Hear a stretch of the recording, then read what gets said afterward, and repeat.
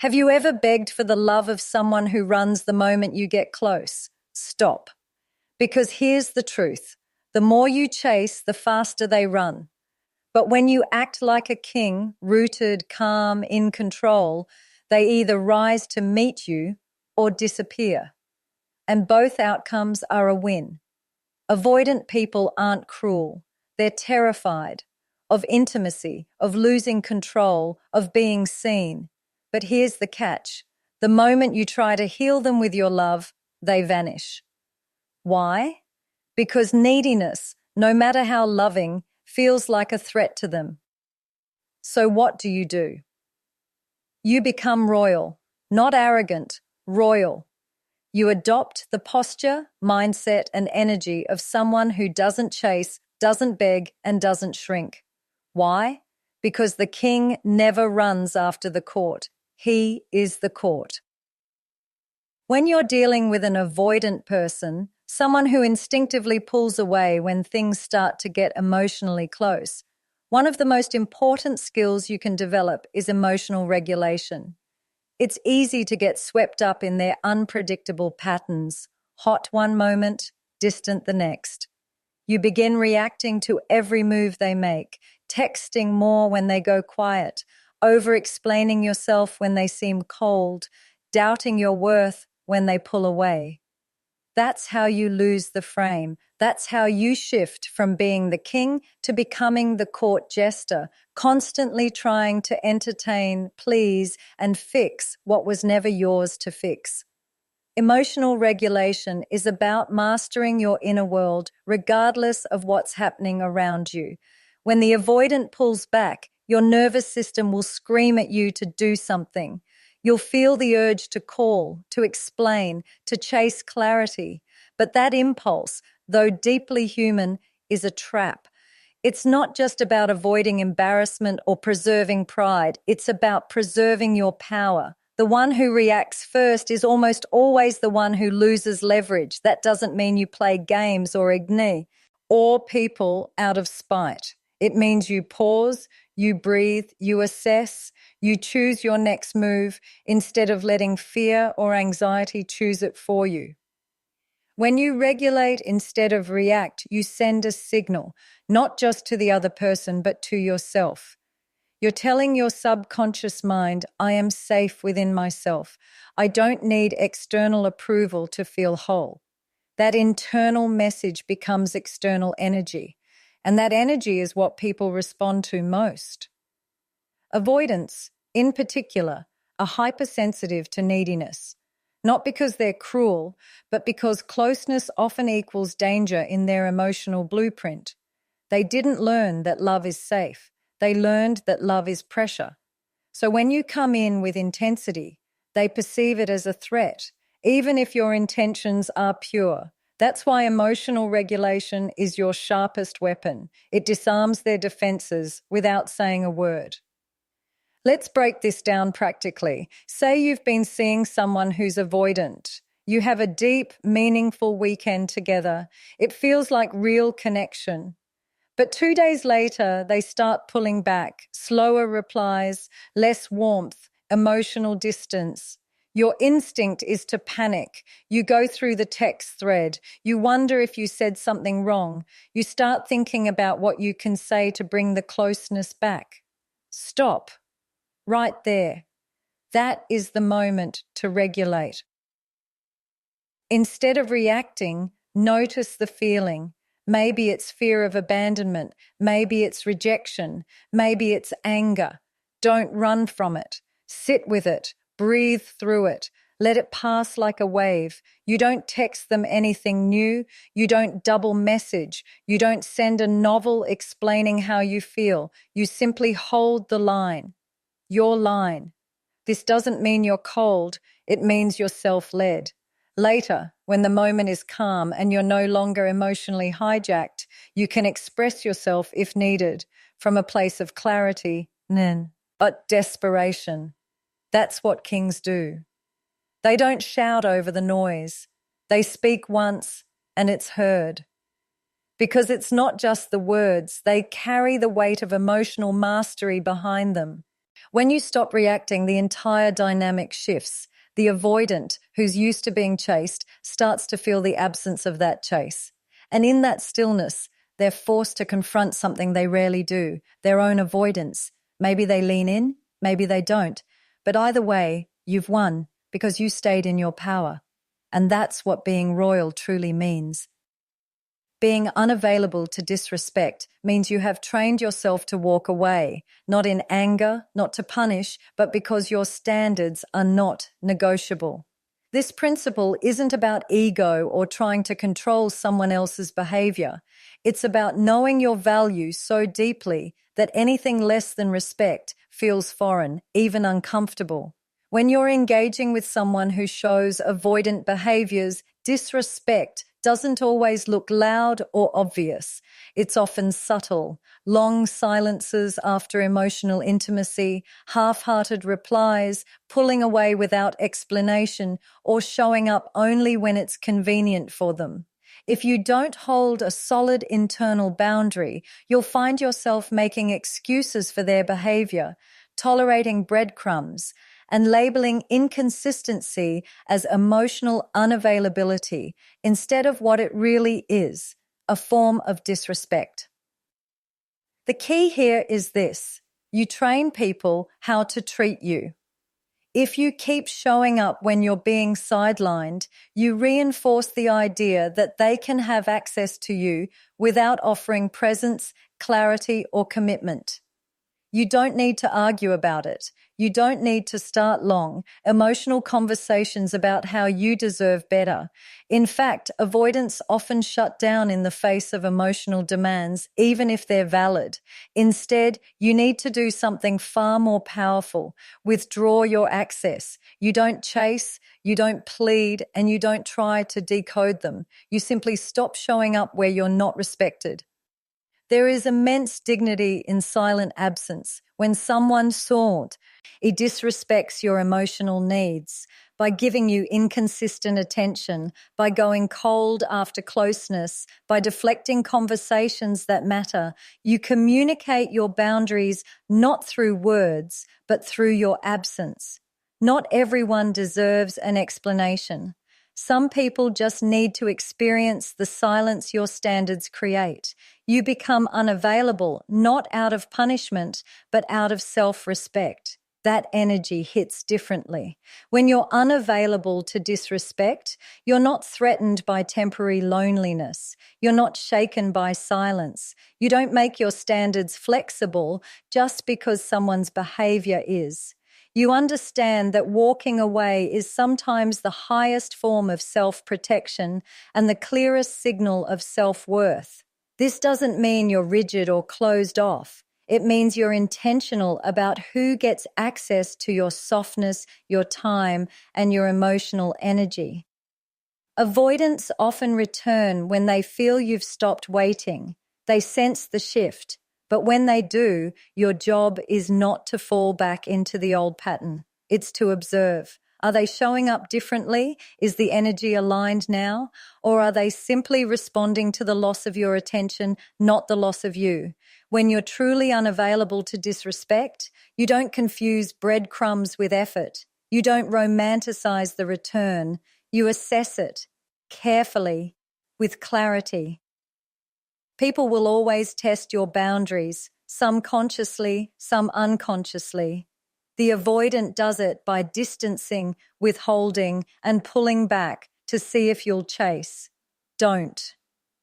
When you make it clear that you only respond to effort, consistency, and honesty, you shift the dynamic. You become a mirror they have to face. Not a rescuer, not a fixer, a mirror.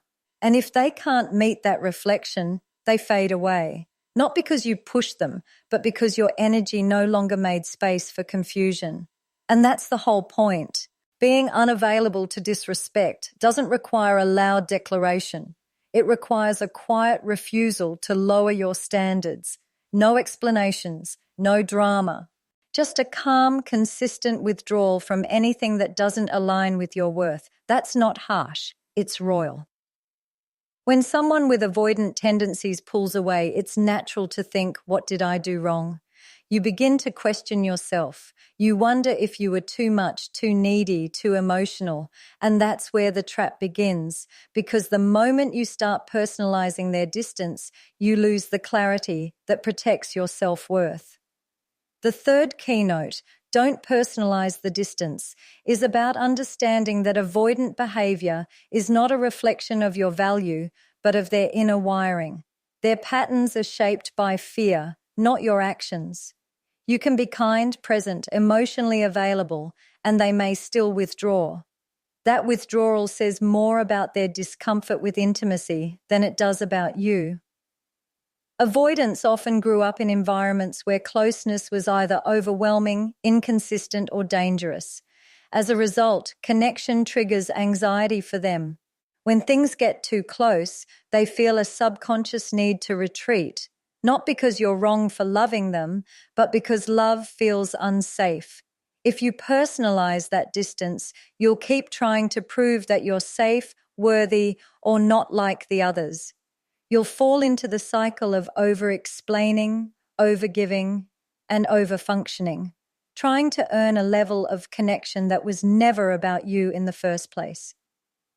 The irony is, the more you try to fix it, the more pressure the avoidant feels. You think your effort will reassure them. In reality, it only confirms their fear that intimacy demands too much. This doesn't mean you become cold or indifferent. It means you stay rooted in your own emotional truth. You see their pattern for what it is, theirs, not something you're responsible for healing. When they take space, you don't chase. When they go silent, you don't panic. When they emotionally disconnect, you don't. To interpret it as proof that you are unlovable. You observe, you breathe, you regulate, because their distance is a signal of their discomfort, not your inadequacy. Let's say you open up emotionally to someone avoidant, and the next day they're colder than usual. You replay the conversation. You think maybe you shared too much. You feel exposed. That feeling is natural, but it's not truth. You didn't make a mistake by being real. They reacted that way because vulnerability triggers their defense system. If you make it your job to avoid triggering them, you will silence yourself just to be tolerated. That's not connection. That's self-abandonment. When you stop personalizing their distance, you reclaim your emotional independence. You stop tying your self-worth to their response. You realize that love isn't proven by shrinking yourself to be acceptable to someone who fears closeness. Real love allows you to be fully seen. When someone pulls back, it becomes information, not a wound. You take note. You don't excuse it, but you don't collapse under it either. You let it guide your decisions, not define your value. This mindset also helps you communicate from strength rather than insecurity. You're able to say, I noticed you've pulled back. That's okay. But I want connection with someone who's emotionally available. Let me know where you stand. That kind of directness is only possible when you don't internalize their behavior. If they respond with clarity, great. If they don't, you move on because your peace is non-negotiable. Avoidants are not villains. They're people protecting themselves in the only way they know how. But their protection doesn't have to become your prison. You are not responsible for managing someone else's discomfort with intimacy.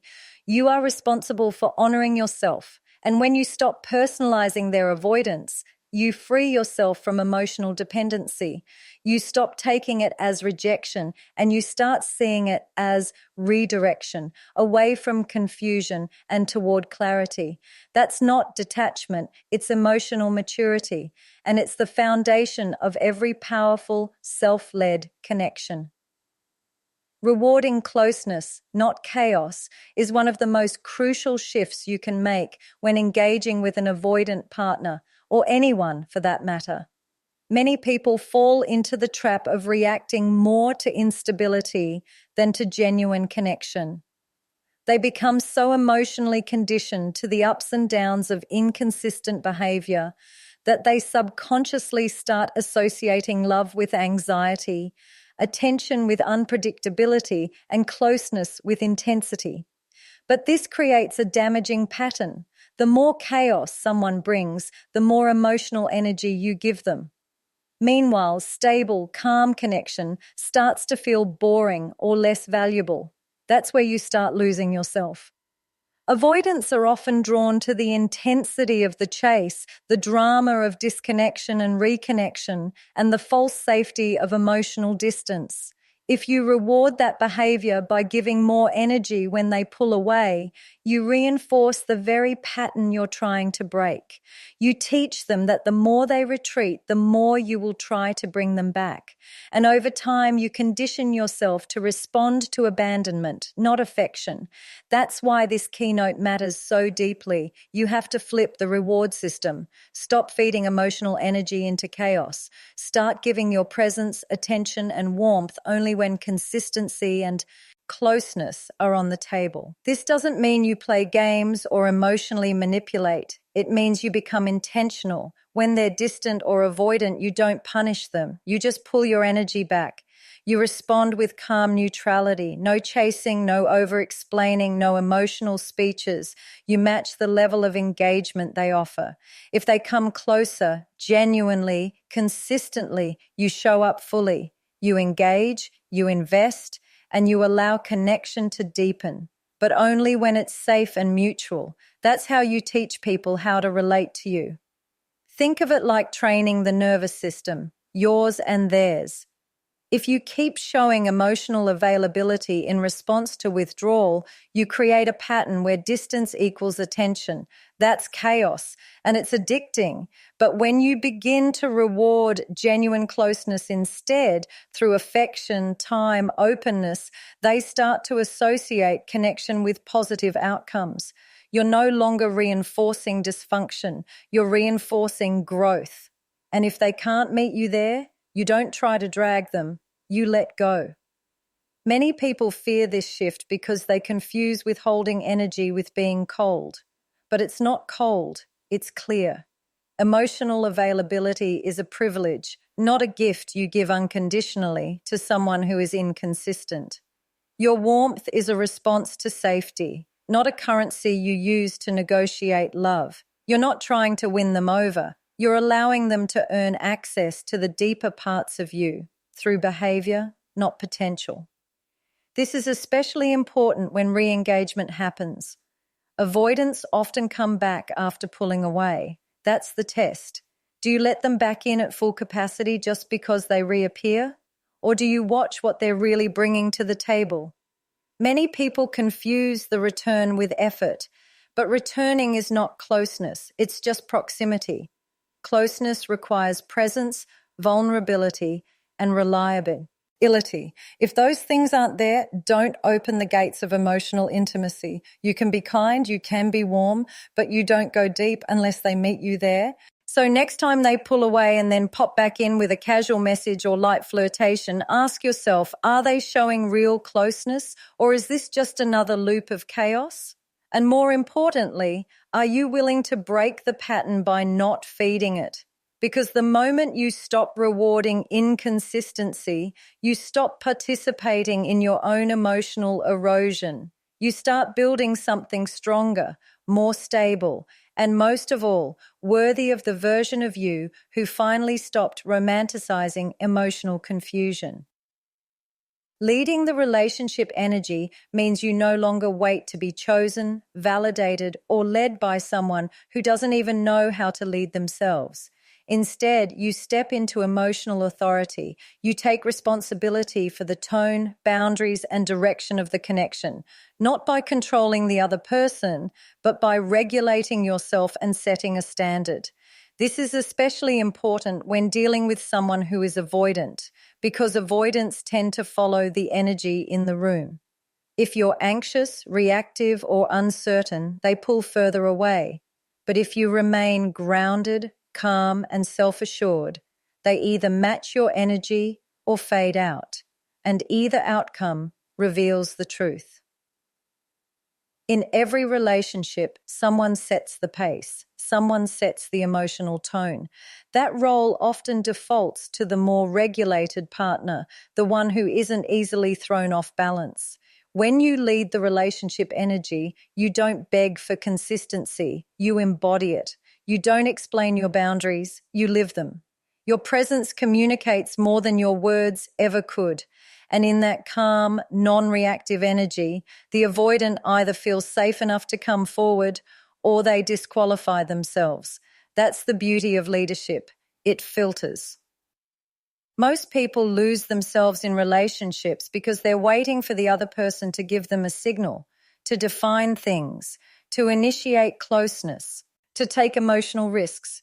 But when you lead, you don't wait. You're not afraid to say, this is how I do relationships. This is what I'm available for. This is what I don't tolerate. You're not pushy. You're just clear. You're not demanding. You're decisive. And that kind of clarity either repels the emotionally unavailable or awakens them. Avoidance respect emotional strength, not control, not manipulation. Strength. The strength to not chase. The strength to hold silence when needed. The strength to walk away when your needs go unmet. They are used to being pursued.